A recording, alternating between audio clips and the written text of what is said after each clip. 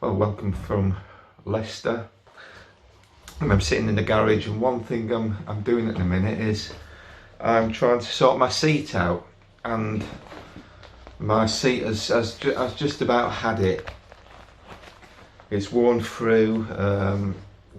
The foam needs sorting out, and so I decided I'd get a new seat, and this is it. But then I realised that the seat I bought, it didn't really do the job. So what I decided to do was I'm doing a bit of leather work, and the seat that's looking a right mess now, the seat that's broken and damaged, will eventually be a seat that's restored, and that hopefully is in a much better state than it was when I first started working on it. So something better. And in some respects, that's what I'd like to just talk about today. I know for some times are difficult at the moment, and as members of God Squad, we're all facing our own struggles. But maybe Peter can be an example for us in difficult times. We can initially look at Peter as the one who led the early church, who spoke powerfully to the crowds, who spoke truth to power, and the one who the other disciples looked up to, the one Jesus asked, "Who do you say I am?" with the response, "You are the Christ, the Son of the living God." We can recall Jesus saying, "You are Peter, and on this rock I will build my church." But that wasn't the whole story.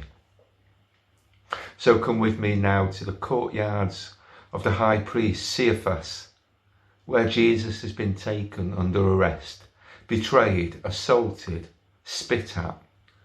Notice too a solitary figure following in the shadows, at a distance, fearful of being recognised. But recognised he was by a servant girl who says, "You were with Jesus." "Not me," replied Peter. "You don't know what you're talking about." He moves closer through the gate. Another girl recognises him and tells the crowd who he is. Well, this is getting dangerous. And this once brave and impetuous disciple wants to shrink deeper into the shadows. "I don't know the man," Peter declares with an oath. Finally, the others recognise his accent. But this time he calls down curses on himself, swearing, "I don't know him." And then the cock crows, and Peter remembers that Jesus has told him he would deny him 3 times. And now this broken man crept away, this grief-stricken friend of Jesus, filled with guilt and remorse, couldn't contain the tears.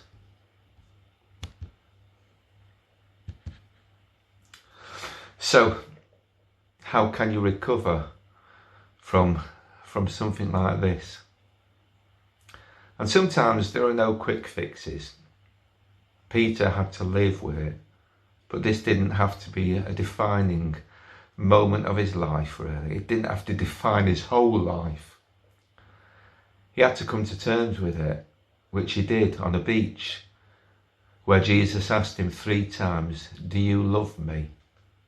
It might even have been made a better leader, a humbler man, a man who could understand the grief and pain of others. But this was a defining moment from now on Peter would begin to be the shepherd and the servant that Jesus knew he would be. There's always forgiveness, always reconciliation for those who have been broken. For those like Peter who carry regret. I'm sure Peter carried the pain of his actions for a long time, but he also carried the peace of knowing he was forgiven and restored as he accepted Jesus, forgiveness, and he became the leader Jesus all along knew that he would be. So this once broken man, this man who betrayed Jesus, became the leader of the church, and with my seat, this once broken seat will be something restored, I hope, so I can take my bike out and ride and have something better than I had before. And that's the story of brokenness, and that's the story of forgiveness, and that's what Jesus does for us. Cheers.